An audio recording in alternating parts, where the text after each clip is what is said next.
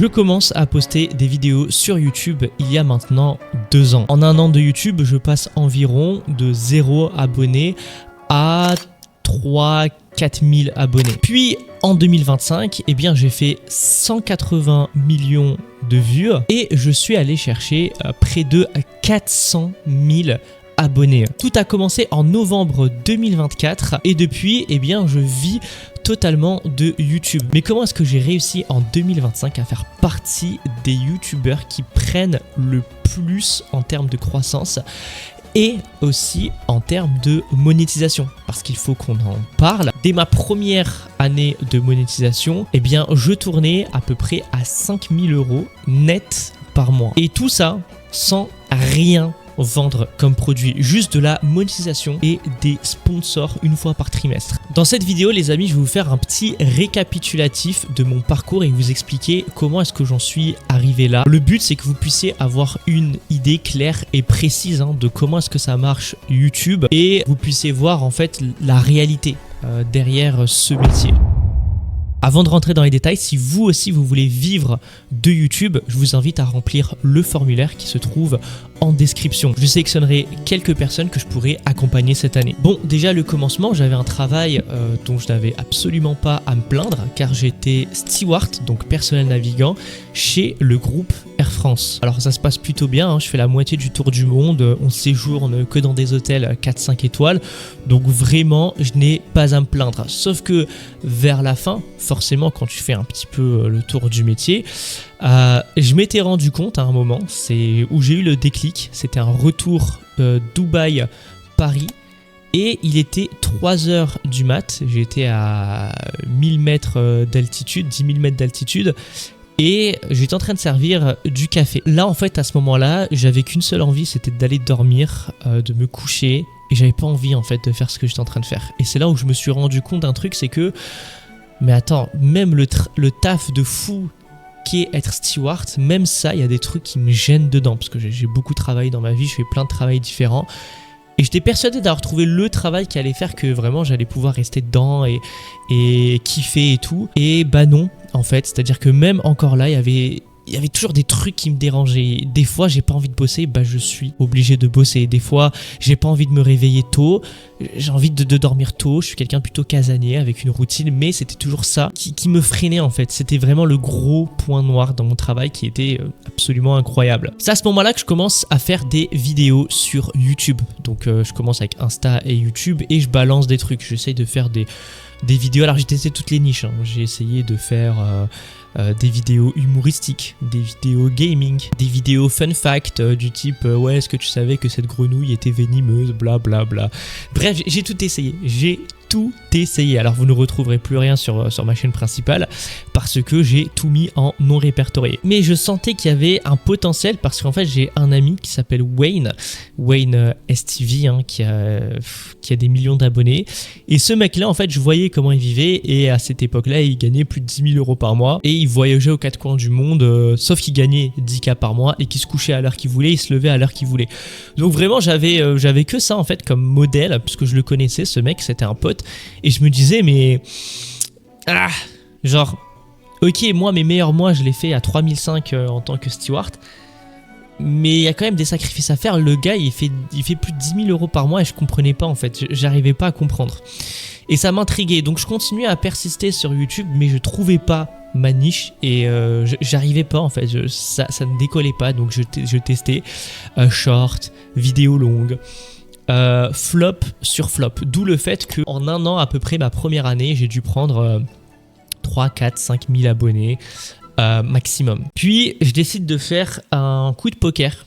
Je me dis ok, là maintenant si je quitte mon taf, parce qu'en fait j'avais un contrat d'1 an qui était renouvelable, mais du coup je me dis ok, je vais pas le renouveler. Si jamais je quitte mon taf, j'ai un an de chômage, c'est-à-dire que j'ai 1 an dans lequel je peux m'enfermer chez moi et je peux vraiment tester YouTube à 100% et comprendre qu'est-ce qui marche pas. Et c'est ce que j'ai fait. J'ai pris le pari, complètement stupide d'un point de vue sécurité, etc. C'est une énorme prise de risque. J'ai arrêté mon taf. Bon, bien évidemment, ma mère m'a insulté, tout le monde m'a insulté autour de moi. Mais c'est pas grave parce que je savais où est-ce que je voulais aller. Et surtout, j'avais cette vision de YouTube. Je me disais, ok, YouTube, il y a quelque chose à faire avec. Je le sentais au fond de moi. Je me disais, ah, c'est possible d'aller faire quelque chose avec ça. Et donc, je pars, donc je quitte tout, hein, mon taf, mon ex, tout ce qu'il y avait en fait en rapport avec la vie parisienne. Je pars dans une petite ville à Rennes. Pourquoi à Rennes? Parce qu'il y avait des colocs à 450 balles, tout compris, électricité, loyer, etc. Donc 450 €, j'avais 900 de chômage, allez, 200 € de course, ça rentre. Ça rentre dans les frais. Allez, avec 900 €, je peux survivre uniquement avec YouTube. Je me prends ça, uniquement ça, voilà, le petit micro que vous voyez là. Et je me dis, parce que le son c'est hyper important, et je me dis, allez, let's go. Pendant les 8 premiers mois, il n'y a rien du tout. Comme j'ai dit, j'ai testé toutes les niches, gaming, tout. Il n'y a rien qui marche. Puis je décide de prendre les choses au sérieux et je me dis, ok, là on va essayer en fait, YouTube, j'ai vraiment shifté mon mental et je me suis dit, ok, YouTube, là il faut que je le prenne vraiment comme si ma vie en dépendait, et ma vie en dépendait de toute manière, parce que après le chômage, en fait, j'avais rien, j'ai plus d'argent. Et donc, je me suis dit que là, ça marche plus. Les trucs de faire des petites vidéos comme ci, comme ça ne marche pas. En fait, il faut faire des vraies vidéos. Il faut faire des vrais trucs que les gens ont envie de voir. Et ça, eh ben, j'ai essayé. Je me suis dit, ok, maintenant, je vais me professionnaliser. C'est fini. Je suis plus un petit gars, en fait, dans sa chambre en calbar qui fait des vidéos de merde. J'ai envie de faire des vrais trucs. Et j'ai fait la vidéo... et j'ai commencé à faire des vidéos de théorie. Je me suis inspiré d'une chaîne Film Theory anglophone, Game Theory et Film Theory, très connue dans le monde anglophone, mais il n'y avait pas ça en France. En France, on n'avait pas ça. Et donc, je me dis vraiment, j'ai analysé toutes les niches et je me suis dit, ok, je pense qu'il y a moyen. Et surtout, ça me faisait kiffer en fait de faire des théories sur des films et des jeux vidéo. Et là, les amis, novembre 2024. Donc, zéro YouTube, etc. Novembre 2024. Ça explose. Je débloque la monétisation, enfin. Et je fais 500 € le premier mois. Le mois d'après, ça a été 1000. Le mois d'après, ça a été 2000, 3005, 5000. Et à chaque fois, en fait, ça se doublait. Ça se doublait parce que j'ai pu voir la puissance des réseaux sociaux. C'est que quand vous allez publier des vidéos et des shorts, parce que, bon, par contre, je publie 2 à 3 shorts par jour et une vidéo longue par semaine. Et en fait, ce qui se passe, c'est que la vidéo longue va vous rapporter de l'argent. Les shorts vont vous rapporter de l'argent et des abonnés. Les shorts vont être publiés sur TikTok, ça va vous rapporter de la TikTok money. La monétisation TikTok, pareil, je la débloque dans la foulée. Ensuite, vous allez publier sur Facebook, ça va vous rapporter de l'argent. Facebook aussi paye, donc ça m'a rapporté de la Facebook money.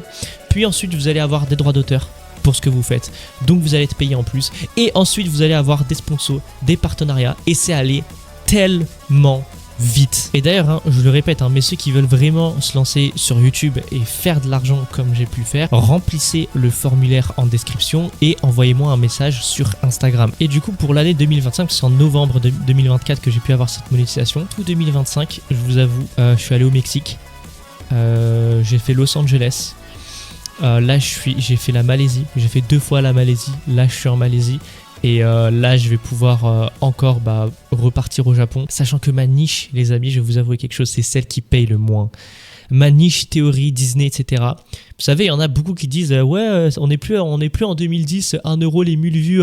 Aujourd'hui, c'est plus 7, 8, 9, 10 € les 1000 vues. Moi, les amis, avec ma niche, théorie, film, jeux vidéo, etc., je suis à 1 € les 1000 vues. Les amis, je prends 1,50 €, 2 € les 1000 vues. J'ai la niche qui paye le moins. Si je me dis qu'avec ce que j'ai fait dans ma niche, c'est la niche qui paye le moins, mais qu'est-ce que ça va être d'autres personnes qui appliquent ce que j'ai pu appliquer sur d'autres niches qui payent plus, en fait. Qu'est-ce que ça va être? En tout cas, pour 2026, je compte reprendre cette chaîne secondaire et essayer de vous partager un maximum de valeur. Je vais aussi faire beaucoup de vlogs, vu que maintenant, voilà, j'ai pu lâcher mon appart en France, ce qui fait que je suis SDF, mais SDF dans le bon sens du terme, sans domicile fixe. Je bouge de pays en pays, donc c'est cool et je vais tout vous partager sur cette chaîne, même mes conseils business, pourquoi pas. Et si tu as quoi que ce soit comme question, tu peux répondre au formulaire en description et m'envoyer un message. C'était Riku Sama,